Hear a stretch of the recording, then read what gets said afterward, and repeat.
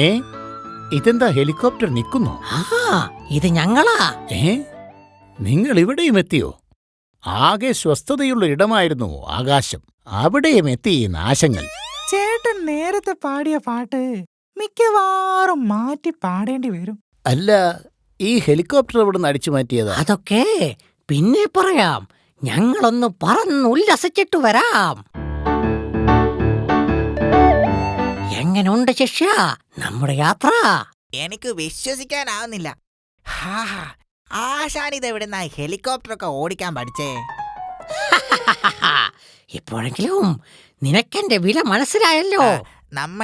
നമ്മൾ എവിടേക്കാ പോകുന്നത്? ഇങ്ങനെ തോന്നിയതുപോലെ പറന്ന തിരിച്ച് പൂവള്ളി വനത്തിലേക്ക് പോവാൻ ആശാന് വഴി അറിയോ? പറഞ്ഞ പോലെ അതു ശരിയാണല്ലോ. എങ്കിൽ തിരിച്ചു വിട്. ശരി. അയ്യോ, വിമാനം! അയ്യോ അയ്യോ, ആശാനെ ആകെ അവലക്ഷണമാണല്ലോ ആശാനെ. ഹലോ, നിങ്ങളേതാ?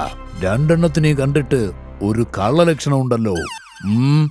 ഞങ്ങൾക്ക് പൂവള്ളി വനത്തിലേക്കുള്ള വഴി ഒന്ന് പറഞ്ഞു തരുമോ ചേട്ടാ? ഓഹോ, ലക്ഷ്യബോധമില്ലാതെയാണോ പറക്കുന്നത്? അതെ, ഒന്ന് സഹായിക്കണേ. ഞാൻ നിങ്ങളുടെ ഹെലികോപ്റ്റർ ഒന്ന് റാഞ്ചാൻ പോവുകയാണ്. പിടിച്ചിരുന്നോളണം കേട്ടോ. റാഞ്ചിയിട്ട് പൂവള്ളി വനത്തിൽ ഇറക്കാനായിരിക്കും.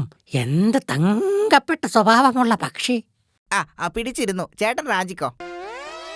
കുറുക്കൻ വറുത്തരയ്ക്കാം, പൂച്ച ഫ്രൈയുമാക്കാം, 2-3 നാളത്തേക്ക് ശാപ്പാട് കുശാലാക്കാം. ഇതെന്താ ശിഷ്യ, ഒരു വല്ലാത്ത പാട്ട്. ഇയാള് പൂവള്ളി വനത്തിലേക്കൊന്നുമല്ല പോകുന്നത്. പണി പാളിയോ ചേട്ടാ? കുറെ സമയമായല്ലോ പറക്കുന്നു. പൂവള്ളി വനം എത്താറായില്ലേ? പൂവള്ളി വനമോ? നിങ്ങളിനി പോവാൻ പോകുന്നത് എന്റെ വയറ്റിലേക്കാണ്.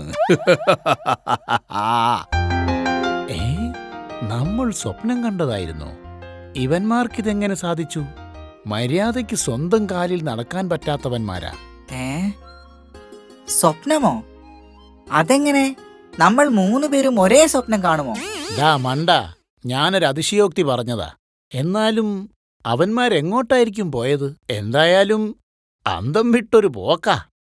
ഇനി അവന്മാർ പൂവള്ളി വനത്തിലേക്ക് വരില്ലയാവോ? അത്ര ഭാഗ്യം ചെയ്തവന്മാരല്ല പൂവള്ളി നിവാസികൾ.